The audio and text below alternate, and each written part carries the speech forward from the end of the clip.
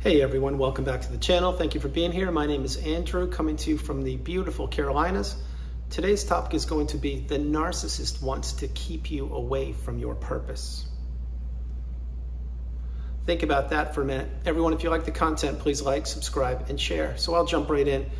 Your purpose is something that you want to fulfill, meaning maybe you wanted to be a mom or a dad or create a business or travel or enjoy your hobbies, or start a family, or move, whatever you wanted to do.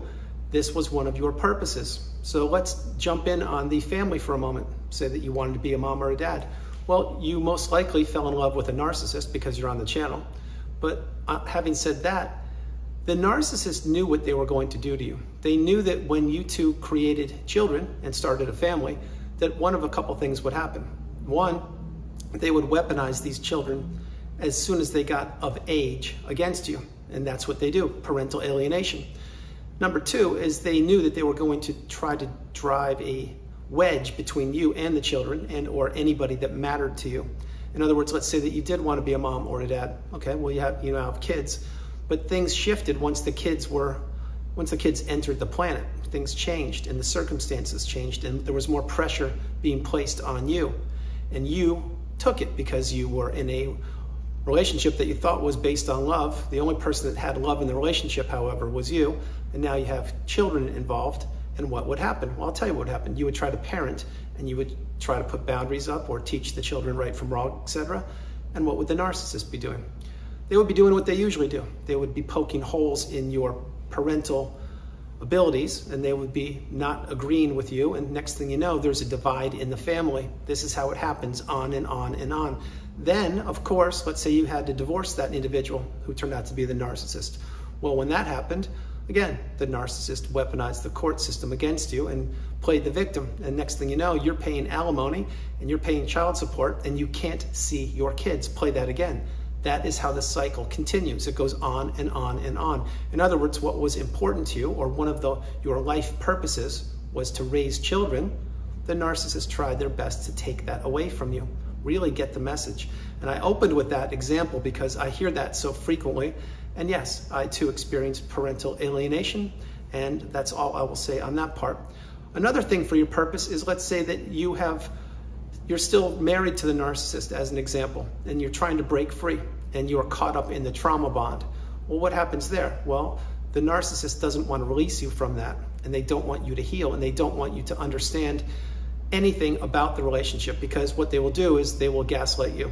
They will call you. They will hoover you. They will play the victim. They will say that they're holier than thou. They will do whatever they want to do to keep you stuck and trapped in that zombie-like, trance-like state, the narcissistic fog where you are existing, you are not living. And the narcissist knows this. Now, that example, what was your purpose, or what is your purpose? I'll tell you right now, in that example, it was to break free from the narcissist. And they need an energy source, which was and or perhaps is you right now. And your role, your job, is to break free from the narcissist, to break the trauma bond, to not communicate with them, go no contact, delete them, remove all flying monkeys and people associated with them if you can. If you can't, utilize gray rock or take baby steps to insulate yourself and remove yourself from the relationship. Now, I do understand there are a whole bunch of caveats there. Perhaps you're financially dependent upon the narcissist. Perhaps there are children involved. Perhaps you have no resources or ways to do some of these things. I get it. I'm sharing an overview with you of what the path is and how the narcissist wants you to stop from finding your purpose. They don't want you to find your purpose, or they don't want you to fulfill your purpose.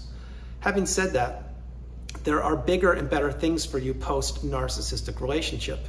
And you will find, once you have broken the trauma bond and once you have healed properly in time, in your time, that doors will open for you. They won't open immediately, but I can assure you, when you are not in the proximity or the vicinity of the narcissist, things improve. Your health returns, your finances usually return, your social circle returns, not the same people. Most likely you'll have to create new friendships and new romantic interests. I get that. But all of these things will return to you, and your hobbies will return, and so will so many other things. Now, why I'm sharing your purpose? Because what is your purpose? Your purpose is your life, and it's meant to be filled the way you want to experience life, but it should be narcissistic free. In other words, you had a chain around your neck, and that was called the narcissistic relationship. and it was quite cumbersome. It was heavy. It was something that you did not want to go through. You did not want to experience it, but yet you did, because there was no other way around it. You entered that relationship under false pretenses, meaning you entered the relationship thinking that that individual was a kind, loving individual that had your best interest at heart.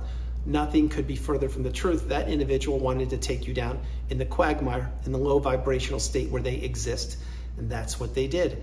This is what I'm sharing with you, and I've done it recently on videos numerous times. It's about the energetic exchange between you and the narcissist. The narcissist vibrates low, and they know it. And they try their best to wear a mask to manipulate you and to trick you and trap you and exchange your energy, your beautiful, bright, shining light energy with them. And that is exactly what they do. That's why the narcissist plays the mind games. That's why they gaslight you. That's why they give you the silent treatment. That's why they want you to be their mom or their role model or their father figure. And that's why they don't want to be intimate with you. And they withhold intimacy so frequently also if it's a romantic interest, because they can weaponize intimacy against you. All the narcissist wants at the end of the day is everything that you don't want. Play that again. What you want is you want kindness, compassion, love, empathy, fulfillment, abundance, growth, creation. That's what you want. You want the good things on the planet. The narcissist is the exact opposite. They don't want you to have any of those things, first of all, and they will do anything they can to make sure you don't achieve those former adjectives I mentioned. On the other side of the narcissist, they want to, how they fuel themselves is by positive and or negative supply. And the narcissist, my take, is they prefer negative supply from you or from the individual that's in the relationship, because most likely the individual was a loving, kind, stable, healthy individual, in other words, you. And then what happened? The narcissist turned you basically into somebody you weren't. Remember, you became an extension of the narcissist. You were doing things you never thought you would do. You were saying things you never thought you would say. You were behaving in ways you never thought you would behave. Think about reactive abuse. What is that? Reactive abuse is when you're pushed too far. You hit the threshold. The line has been crossed. You hit the breaking point and you put a boundary up and you say no, the strongest word in the English language. And usually when you do that to the narcissist, the discard will happen. And they will say, nope, that's it. You're catching on to me. You're getting too close to realizing who I am and what I'm doing to you. So I'll discard you. And many times it is right then and there. Many times it's the next day, or many times that buys them a little bit of time to line up the new supply. Keep in mind, the narcissist is always paying attention to you, what you're doing, how you're looking, who you're with, what your social status is, etc. And they don't want you to achieve your purpose. Again, let's go back to business. Maybe your purpose was to create a business, start a business, whatever it was going to be. Well, you entered that business with the narcissist. Again, you didn't know they were a narcissist. And what happened? Well, you found yourself, after you signed on the dotted line and created the business, you found yourself doing 85, 90% of the work, and the narcissist is mysteriously ill or absent, or they have to attend some function and they can't do their job. What happens there? You end up doing most of the work, but the ink has been dried on the contract. So what happens? The narcissist is going to get 50% of the company or of the resources. And then what happens then? Well, I'll tell you. You realize after a period of time that you went into business with someone who doesn't want to work. They just want to glom onto you and your high level performing characteristics. And what they do there is then they slowly disappear. Now you're in a very challenging environment, which means number one, you can continue moving forward with the business, but then you're doing all the work and you're basically working for the narcissist because they're not lifting a finger to help that business grow. Or you can end the business, but then there go most of your resources because you used your money to start the business because the narcissist claimed they didn't have money. Understand my message here. The narcissist does not want you to fulfill your purpose, and they don't want you to be a healthy, stable, kind, loving individual on the planet. Let's go to hobbies. Before you met the narcissist, what were you doing? You were probably surfing, maybe skiing, maybe bungee jumping, running, who knows? You meet the narcissist and all of a sudden, when you first met them, they would like to do those four things. And then as soon as they had their dirty fangs sunken into you, in other words, once the love bomb / euphoric stage was over, you entered the evaluation stage. And when you entered that, then all of a sudden, it wasn't so fun to go skiing or surfing or bungee jumping or running. No. Now, they wanted you to do what they wanted to do.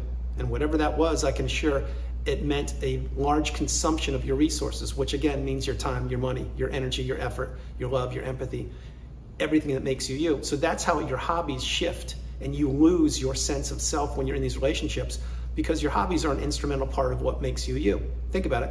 When you're in a stable or healthy relationship with an individual, you need private time for yourself. You need work time, business. You need family time if there is a family, and then you need private time with you and whoever that partner is. Those are the 4 basic ways that you should have your time divided. Point being, the narcissist can't have that. They now shifted all the energy from what you were doing to what you should be doing.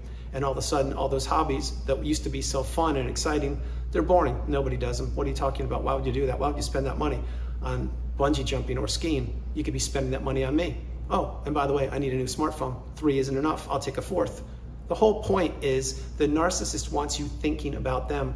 They want you doing what they want you to do. They want to consume you, your energy, your soul, your spirit, everything about you. That is why if you have identified that you're in a narcissistic relationship, I strongly suggest you get the message. If you cannot go no contact, utilize gray rock.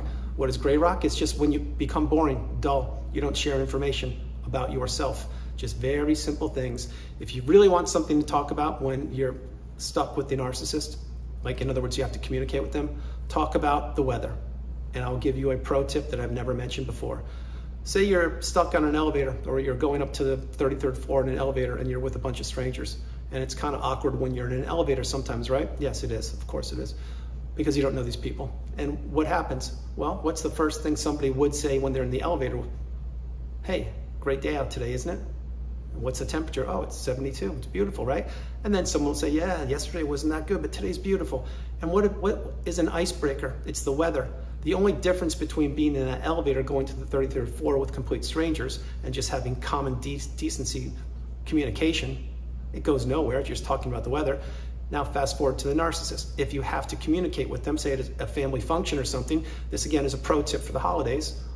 And what you don't want to be sharing like how you're doing or your health or finances or that you found love again or whatever.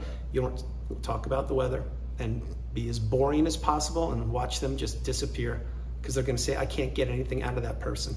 That's what they'll say.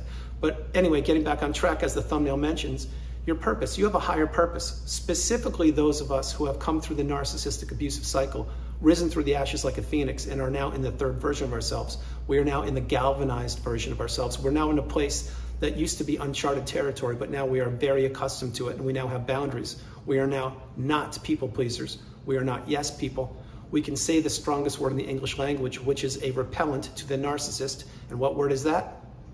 That's right, it is no. When you say no to something or someone, you are saying yes to yourself. Play that again. That's what the narcissist can't have. That's what you must understand. It's a powerful word. So all these things I'm sharing with you, if you have healed and you have beaten the narcissistic relationship, broken the trauma bond, and you are living your best life, drop comments below. If you're not there yet, still understand there's work to be done, but every single one of us on the channel are headed in the same direction on the healing path. We're simply taking different footsteps. We are all on the same healing path. It doesn't matter if your relationship ended yesterday or 35 years ago. We are all here to get reminders, to get pro tips, to get tools, to understand that we are the priority and that our energy should be spent on ourselves and those loved and trusted ones around us. And your purpose, like I shared, many people post-narcissistic relationship, they find themselves on such a level they never thought was possible. They begin painting again. They begin traveling again. They begin playing music or enjoying music again. They begin living their best lives, creating friendships, perhaps even falling in love when they have healed properly, that is. And then they have new beginnings and a fresh start. And all the abundance is right there in front of them. It's always been in front of them. The only difference is they hit a huge hurdle, which was called the narcissistic relationship. And that narcissistic relationship, as the thumbnail mentions, the narcissist never wanted you to achieve your purpose. They wanted to put a roadblock in front of it and take all of your goods. Go way back in the old days, way back a couple hundred years ago in the cowboy western days. Remember the stage coaches, for those of you old enough to remember? And no, I wasn't around back then, so nice job. But the point is those stage coaches that used to drive out in the West or ride out in the West with the wagon wheels and the horses and all that, they would be held up every now and again by not so good people, like robbers. And that's exactly what happens in the narcissistic relationship. You were doing your life and enjoying things, and you got held up for a period of time, just like the cowboys did by the robbers, the bandits back in the 1800s. That's exactly what happened. Now, I'm not trying to make a light of the relationship. I'm just giving you a real life example. You hit a hurdle, a massive hurdle, and it almost took you down for the count, but it didn't. Here you are. You are now stronger than ever, and or you are becoming strong. So understand the narcissist never wanted you to find your purpose. They wanted to put a roadblock in front of it. They wanted to hold it up, if you will, and they never wanted you to figure them out, and they never wanted you to grow. That is exactly what these people do. That's why the path is to leave them in the past. Break the trauma bond, move forward, and say, God bless you. Stay away from me. Guys, that's the video. I hope you liked it. I loved doing it from the beautiful Carolinas. This is Andrew. Namaste. Have a great afternoon, evening, or morning. No matter where you are on the planet, you are not alone. Remember that. You are not alone. I love you all. God bless you, and I'll talk to you tomorrow. And this video is an indoor video because I had so much to do today, and I tried to shoot in a couple locations outdoors. I could not do it. Believe me, I will be outside tomorrow. I love you all. God bless you, and I'll talk to you tomorrow. All right. Bye, guys.